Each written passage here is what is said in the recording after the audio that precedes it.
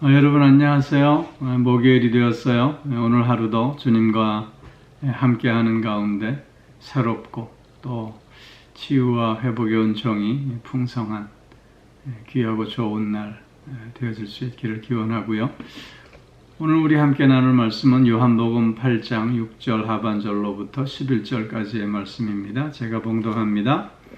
예수께서 몸을 굽히사 손가락으로 땅에 쓰시니 그들이 묻기를 맞이 아니하는지라. 이에 일어나 이르시되 너희 중에 죄 없는 자가 먼저 돌로 치라 하시고 다시 몸을 굽혀 손가락으로 땅에 쓰시니 그들이 이 말씀을 듣고 양심의 가책을 느껴 어른으로 시작하여 젊은이까지 하나씩 나가고 오직 예수와 그 가운데 섰는 여자만 남았더라. 예수께서 일어나사 여자 외에 아무도 없는 것을 보시고 이르시되 여자여 너를 고발하던 그들이 어디 있느냐? 너를 정죄한 자가 없느냐? 대답하되 주여 없나이다. 예수께서 이르시되 나도 너를 정죄하지 아니하노니 가서 다시는 죄를 범하지 말라 하시니라. 아멘. 가늠하다 잡힌 여인을 예수님 앞에 지금 무리들이 흥분된 상태로 끌고 왔습니다. 그리고 예수님께 어떻게 판결을 하겠느냐고 묻습니다. 그런데 이런 질문 앞에 예수님은 몸을 굽혀 땅에 손가락으로 무언가를 쓰십니다. 예수님께서 무슨 글을 쓰셨다고 하는 말은 오늘 본문밖에 없는데 불행히도 그 쓰신 내용이 무엇인지 우리는 알 수 없습니다. 그러나 한 가지 짐작할 수 있는 것은 저들의 흥분된 마음, 저들의 분노한 그런 마음을 가라앉히는 그런 효과가 분명히 있었으리라고 봅니다. 예수님은 그들에게 그 후에 그렇게 말씀하십니다. 너희 중에 죄 없는 자가 먼저 돌로 치라. 너희 중에 죄 없는 자가 먼저 돌로 치라. 이 말씀은 저들에게 이렇게 묻는 것입니다. 이 간음한 여인의 증인이 될 사람이 누가 있느냐?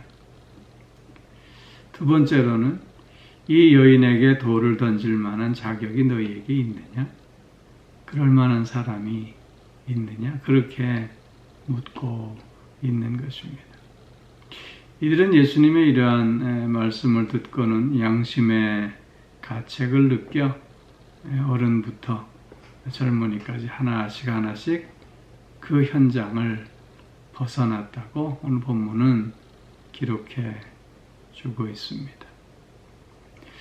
즉 저들은 이 간음한 여인을 예수님 앞에 데려와서 돌로 치라라고 했다면 예수님을 자기의 가르침과 상반되는 것을 또 실행한 이율배반적인 믿을 수 없는 사람이라고 비난하려고 했고 또 로마 당국만이 갖고 있었던 사형 집행권을 말함으로써 로마 당국에 대항하는 정치범으로 몰아가려고 했고 또 돌로 치지 말라라고 만약에 얘기한다면 율법을 파기하는 자로 그렇게 비난하고 정죄하려는 계획을 갖고 있었지만 그러나 예수님의 이 말씀을 통해서 예수님은 율법을 파기한 것도 아니었고 또한 로마 당국의 사형을 집행한 정치범으로 몰릴 이유도 없었던 것입니다. 그리고는 이어서 이 여인을 향해서 나도 너를 정죄하지 아니하노니 가서 다시는 죄를 범하지 말라 말씀하십니다. 이 말씀의 의미는 예수님께서 이 간음한 여인의 죄를 묵과한다는 뜻이 아닙니다. 예수님께서는 이미 이 여인의 죄가 사형당할 만한 죄임을 이미 밝히고 계십니다. 돌로 치라 이렇게 말씀하셨습니다. 하시지 않았습니까? 그런데 예수님은 그런 여인의 죄를 지금 용서해 주시고 계시는 것입니다. 그리고는 다시는 가서 죄를 범하지 말라. 즉 용서받은 자로서 새로운 삶을 살아야 함을 강조하고 계셨던 것입니다. 이것이 바로 율법의 바른 정신의 구현이었습니다. 율법에서는 눈에는 눈으로, 이에는 이로, 생명은 생명으로, 또 이런저런 죄를 범한 자를 사형에 처하도록 그렇게 규정하고 있습니다. 율법이 이렇게 규정하고 있는 것은 누군가를 죽이기 위한 목적이 아니라 이런 죄에 대해서 그렇게 형벌을 가함으로 그런 죄를 더 이상 범하지 않도록 예방하고 규제하는 그런 그 목적이 있었던 것이죠.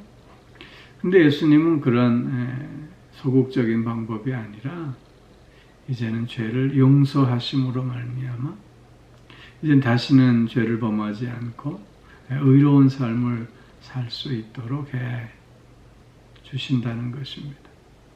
즉 예수님의 이러한 모습은 율법의 근본 정신을 보다 더 강조하고 보다 더 근본적으로 실천하고 있는 그런 모습이 아닐 수 없는 것입니다. 오늘 우리는 이 본문을 통해서 두 가지를 생각해 볼 수 있어야 하리라고 봅니다. 첫째는 자신의 눈에 들보는 보지 못하면서 형제의 눈에 티를 보고 비난하고 정죄하는 그런 어리석은 모습을 버릴 수 있어야 하겠다는 것입니다.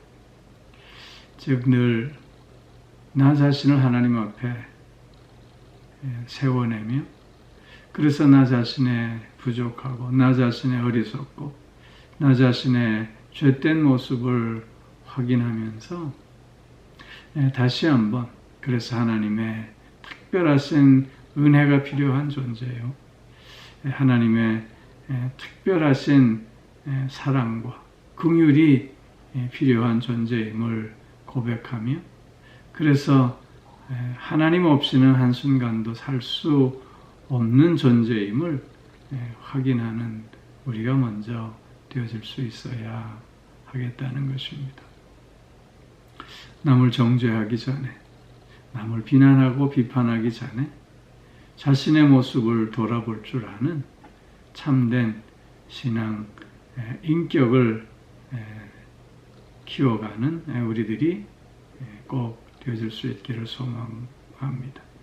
그리고 또 한 가지는 늘 용서하시는 주님, 그 주님의 사죄의 은총 속에 우리가 늘 새 삶을 결단하고 새 삶을 살아갈 수 있어야 하겠다는 것입니다. 가서 다시는 죄를 범하지 말라. 용서함 받은 자로서 우리는 새롭게 말씀 앞에서 삶을 이어갈 수 있어야 되겠다는 것입니다. 하나님의 이런 용서의 은혜를 값싼 은혜로 만드는 자가 아니라 그 은혜의 귀함을 확인하면서 그 은혜를 은혜되게 하고 그 사랑을 사랑되게 하는 우리들의 새로운 모습들, 늘 주님을 닮아가는 모습들이 있어져야 할 줄로 믿습니다. 오늘 하루 하나님 앞에 나 자신을 바르게 세워내고 그리고 하나님 앞에서 용서받은 자로 또 새로운 삶, 의의 삶을 실천하는 우리들이 꼭 되어질 수 있기를 주의 이름으로 축원합니다. 기도하겠습니다. 오 사랑의 아버지 하나님, 오늘도 우리를 붙드시고 사랑과 은혜를 더하셔서 하나님 앞에서 나 자신의 모습을 확인할 수 있게 하여 주시고, 그래서 하나님 없이는 한순간도 살 수 없는 존재임을 고백하며, 그래서 주님 앞에 더욱더 순종하는 삶을 살아갈 수 있게 하여 주시옵고, 특별히 하나님의 그 사제의 은총 속에서 오늘을 새롭게 시작하는 우리들이 되어질 수 있게 하여 주시옵소서. 오늘도 영육간의 강건함으로 붙들어 주시고, 우리의 가정과 자녀들을 지켜주시며 동행하여 주시고, 몸이 불편한 이들 아버지 하나님 꼭 치유와 회복의 은총을 맛볼 수 있게 하여 주시고, 마음이 상해 있는 이들도 위로하셔서 새 마음 가질 수 있게 하여 주시옵소서. 이렇게 저렇게 다양한 기도의 제목을 가지고 간구하는 저들의 기도를 들으시고 귀한 응답으로 또한 함께 하여 주셔서 나를 향한 하나님의 선한 뜻을 분별하고 그 뜻을 이루어가기에 부족함 없게 하여 주시옵소서. 오늘도 주님과 함께하는 가운데 새로운 한 날, 또 주님을 더 많이 닮아가며 주님의 뜻을 이루어가는 한 날 되게 하여 주실 줄 믿사오며, 이 모든 말씀 우리 주 예수 그리스도의 이름으로 기도하옵나이다. 아멘.